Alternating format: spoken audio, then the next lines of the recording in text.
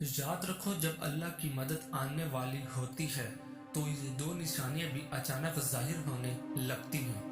یقیناً تمہارا یہ تھکا ہوا دل اللہ کی مدد کا منتظر ہوگا کہ کوئی ایسا اشارہ تمہیں ظاہر ہو جو تمہارے اس دل کو مطمئن کر دے کہ تمہاری زندگی کے راستے بھی ہموار ہونے والے ہیں۔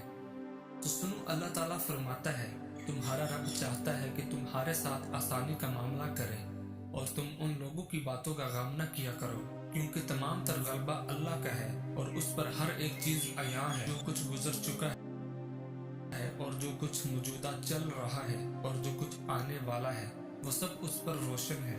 اگر تمہاری زندگی کے چند اوراق خراب ہو گئے ہیں اور تم ڈپریشن کی طرف جا رہے ہو، بے سکون ہونے لگے ہو، تو جان رکھو کہ کچھ اوراق خراب ہونے کا مطلب ہرگز یہ نہیں کہ پوری کہانی خراب ہو گئی ہے۔ اللہ پاک فرماتا ہے کہ تمہیں تمہارے حال پر چھوڑ نہیں دیا گیا، اور مومن کا اعتماد اسباب دنیا پر نہیں بلکہ اللہ پر ہونا چاہیے۔ اور بظاہر ماحول میں سازگاری کے آثار نظر نہ آتے ہوں تب بھی اپنے رب پر پورا بھروسہ رکھو۔ وہ جب چاہے جہاں سے چاہے وقت پلٹ دے، حالات بدل دے، اور جان رکھو تمہارے رب کے لیے یہ کوئی بڑا کام نہیں۔ حضرت موسیٰ علیہ السلام کا وہ واقعہ یاد کرے کہ سامنے سمندر آ گیا، قوم دیکھتی ہے کہ فرعون اپنے لشکر سمیت آ گیا ہے اور پوری قوم خوف زدہ ہے، لیکن اس وقت حضرت موسیٰ علیہ السلام کا یہ جواب آیا کہ نہیں، میرے ساتھ میرا رب ہے، وہ راستہ دے گا، وہی مدد بھیجے گا، اور بھیجی گئی مدد۔ تو یہی ایمان ہو تمہارا بھی۔ اللہ فرماتا ہے، جہاں کہیں بھی تم ہوتے ہو اللہ تمہارے ساتھ ہوتا ہے، اور جس کا یہ یقین قائم ہو جائے نا، اس کا زمین و آسمان کا فرق قائم ہو جاتا ہے۔ اور جان رکھو، کسی کے لیے یہ جائز نہیں کہ وہ اللہ کی رحمت سے مایوس ہو، چاہے اس کے گناہ کتنے ہی بڑے کیوں نہ ہوں، کیونکہ اللہ کی رحمت اس کے غضب پر حاوی ہے۔ نبی کریم صلی اللہ علیہ وآلہ وسلم نے فرمایا، تم میں سے ہر ایک اپنی ساری حاجتیں اور ضرورتیں اپنے رب سے مانگے، یہاں تک کہ جوتے کا تسمہ بھی اگر ٹوٹ جائے تو اسے اپنے اللہ سے مانگو، کیونکہ تمام تر اختیارات اور بلائیاں اس رب کے ہاتھ میں ہیں، جس کی نگاہ ازل سے ابد تک تمام زمانوں پر حاوی ہے۔ پر مسئلہ تب آتا ہے جب تم لوگوں سے توقع کرتے پھرتے ہو ان کی توجہ اور احساس کی۔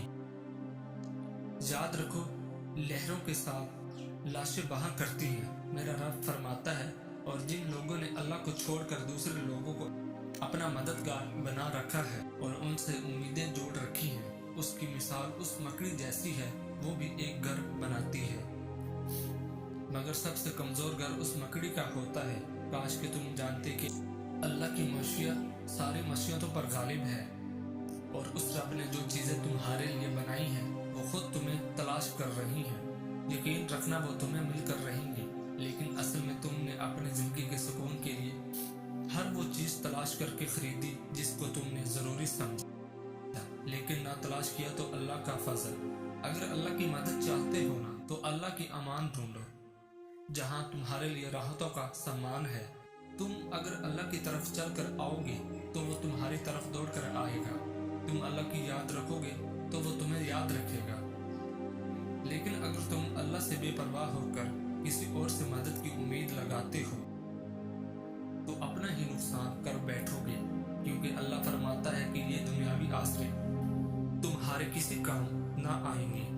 تمہارا رب ہی مسبب الاسباب ہے، وہ اسباب کا پابند نہیں، اسباب اس کے محتاج ہیں۔ اگر یہ یقین ہے تو اللہ پر یقین ہے، اگر نہیں ہے تو تمہارا یقین اسباب پر ہے، وسائل پر ہے، ذرائع پر ہے، پر اللہ پر نہیں ہے۔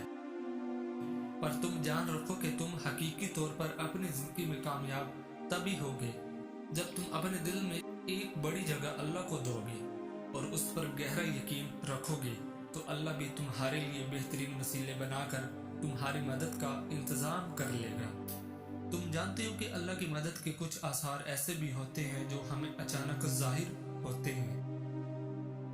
اگر تم محسوس کرنے لگو کہ تمہارا دل تہجد سے جڑ گیا ہے اور صرف رب سے مدد کی آس میں ہے، تو یہ یقینی ہے کہ اس رب نے تمہاری فریاد سن لی ہے۔ وہ اپنی مدد کا ہر دروازہ تم پر بہت جلد کھولنے والا ہے، انشاءاللہ۔